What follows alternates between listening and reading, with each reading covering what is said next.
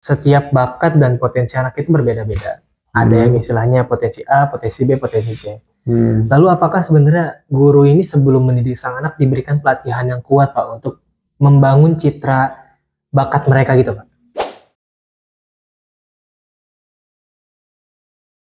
Yo, Assalamualaikum warahmatullahi wabarakatuh. Kembali lagi bersama saya, Dimas Faris Fanadi dalam edisi Pendidikan dan Sosial.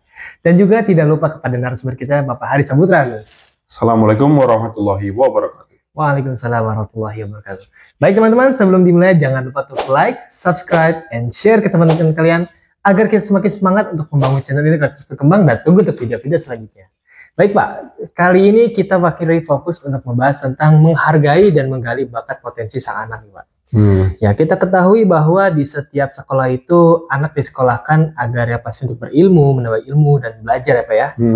Tetapi ada nggak sih Pak, apakah sistem pendidikan saat ini lebih fokus pada standar akademik daripada menggali potensi individual sang anak Pak?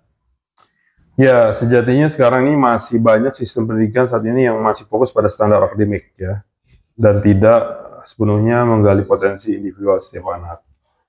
Nah, hal ini kenapa? Hal ini dapat menyebabkan anak-anak yang memiliki bakat di luar ranah akademik tradisional ya, akademik tradisional, tidak mendapatkan kesempatan untuk mengembangkan potensi mereka, baik itu kepemimpinannya, kemudian adaptasi, kemampuan beradaptasinya dan lain sebagainya. Kira-kira gitu. Baik. Lalu kalau misalkan seperti itu Pak, apakah pendidikan bisa dikatakan adil jika masih mengabaikan anak-anak yang istilahnya berbakat di luar ranah akademik tradisional, Pak? Ya, pastinya belum adil ya. Belum adil artinya masih berproses gitu. Jika masih mengabaikan anak-anak yang berbakat di luar ranah akademik tadi, akademik tradisional tadi ya.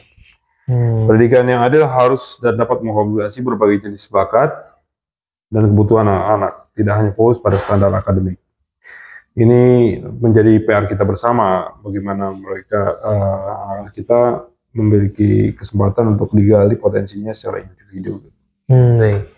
Lalu apakah sebenarnya gini Pak, setiap bakat dan potensi anak itu berbeda-beda. Ada yang istilahnya potensi A, potensi B, potensi C. Lalu apakah sebenarnya guru ini sebelum mendidik sang anak diberikan pelatihan yang kuat Pak untuk membangun citra bakat mereka gitu Pak? Ya, memang pengalaman saya itu tidak semua guru ya diberikan capacity building, pengembangan kapasitas yang terkait dengan hal ini, yang cukup terkait dengan hal ini, mengenali dan mendukung berbagai jenis bakat yang dimiliki siswa. Guru perlu diberikan semacam ya pengembangan kapasitas ini, pelatihan, pendidikan atau kesempatan pengalaman untuk mengenali dan mengembangkan potensi anak-anak dan lebih efektif, juga efisien pastinya. Jadi harus ada capacity building yang tingkatnya mungkin ya teladan juga dari pemimpin di negara kita gitu, terkait dengan hal ini gitu. Untuk bisa capacity building itu dibangun untuk SDM guru kita. Gitu. Baik. Lalu untuk ini Pak, memang anak itu saat masih kecil TK SD itu memang harus butuh yang namanya arahan serta tertib dalam menggunakan istilah pakaian, serta itu baju, dasi dan sebagainya. Tapi ketika sudah anak ini menyentuh ya SMP kelas 3, SMA kelas 1 itu kan mereka ingin merasakan guru ini sebagai teman. Gitu. Lalu mengapa masih banyak sekolah yang masih menggunakan pendekatan seragam dalam belajar? Padahal tiap anak ini memiliki tipikal belajar yang berbeda. Oh iya. Kalau seragam itu dalam mengajar itu karena berbagai alasan ya. Ada berbagai alasan. Pastinya yang pertama resources, sumber daya yang terbatas. Yang terkait dengan sumber daya dan kurangnya tadi capacity building dari guru. Ada continuous improvement, continuous learning dari guru gitu.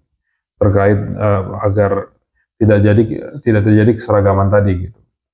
Nah, namun pendekatan seragam ini dapat menyebabkan anak-anak memiliki gaya belajar yang berbeda, tidak dapat belajar dengan efektif. Dan ini menjadi penyakit akhirnya, karena banyak yang frustasi dengan kondisi ini dan anak-anak juga tidak optimal, tidak di-stretch gitu, tidak dilenturkan kemampuannya gitu. Pada titik di mana itu benar-benar optimumnya gitu. Baik. Kalau untuk ini Pak, orang tua menyekolahkan anaknya di sekolah, Ya. Dan lalu orang tua ini menginginkan anak ini tumbuh bakatnya gitu. Nah, bagaimana ketika sang guru ini dia itu sibuk, tidak ada waktu untuk mengembangkan bakat sang anak.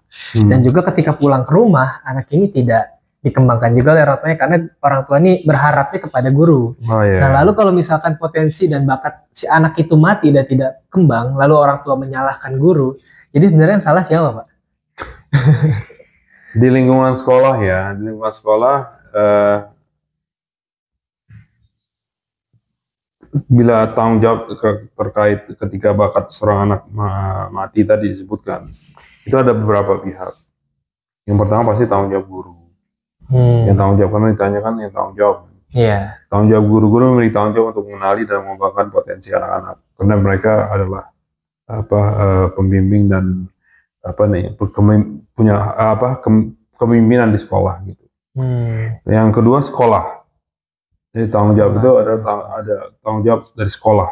Jadi bukan setelah itu ada sekolah, mendidikan lingkungan yang dapat mendukung perkembangan.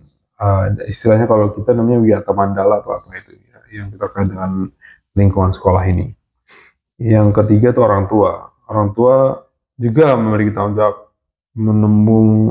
mendukung perkembangan anak. Ya pastinya dengan kerjasama dengan sekolah ya, dan kalau orang tua yang nggak aktif, sejatinya kalau orang tua aktif, pastinya anaknya juga teladan dari orang tua itu akan memberikan semangat juga untuk mereka bisa berkembang. Yang tanggung jawab yang ketiga keempat pemerintah memiliki tanggung jawab untuk ya menyediakan policy kebijakan ya dan sumber daya yang mendukung pendidikan yang bukan hanya banyak semuanya ikut gitu, tapi kualitasnya yang juga dituntut harus ditanggung jawab pendidikan ini pada pemerintah, kualitas pendidikan. Dan ini yang menjadi PR bersama, bahwa kualitas pendidikan kita masih jauh dan harus terus ditingkatkan.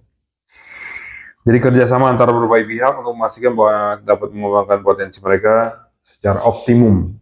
Saya sebutnya optimum istilahnya. Jadi bukan maksimum, tapi optimum sesuai dengan bakat dan kemampuannya.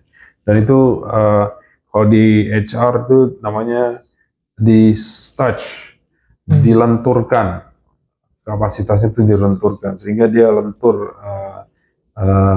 menerima dan pembelajaran itu menjadi efektif. Kira-kira gitu. Jadi kita bisa langsung merujuk ke kepala sekolahnya atau ke gurunya, Pak? Kalau misalkan mati itu bakatnya si anak ini. Ya, itu tanggung jawab 4 tadi. Itu ya guru, ya sekolah, ya orang tua, ya pemerintah gitu. Nah, jadi kalau misalnya, karena semua saling terkait, dan ini tadi saya katakan PR bersama, karena ini mau tanggung jawab dari semua stakeholder di sini, itu pemangku kepentingan di sekolah ini, yang semuanya harus tanggung jawab. Kira-kira gitu. Baik teman-teman, itulah pembahasan tentang harus kita sebagai guru, apalagi orang tua, menghargai bakat dan potensi anak. Jangan sampai bakat anak kita ini mati, Pak ya. Karena kalau bakat sang anak mati, mereka nanti besar mau jadi apa gitu. Makanya sebagai takutnya khawatirnya kayak banyak banget sekarang, Pak ya, kasus pengangguran gitu. Anak putus sekolah. Jangan sampai kita jadi anak kita seperti itu. Yang pasti ketika kita ingin membangun sebuah generasi yang maju, aslinya kita harus mengembangkan bakat sang anak. Kita harus gali satu persatu, individual, kita cek apa saja kemampuan mereka, apa saja keinginan mereka, kita gali, kita harus tahu.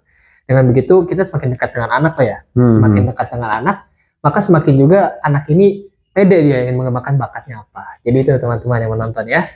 Jadi penting untuk menghargai dan menggali bakat potensi sang anak. Jangan sampai hancur masa depan mereka hanya karena kesalahan kita, walaupun sekecil apapun.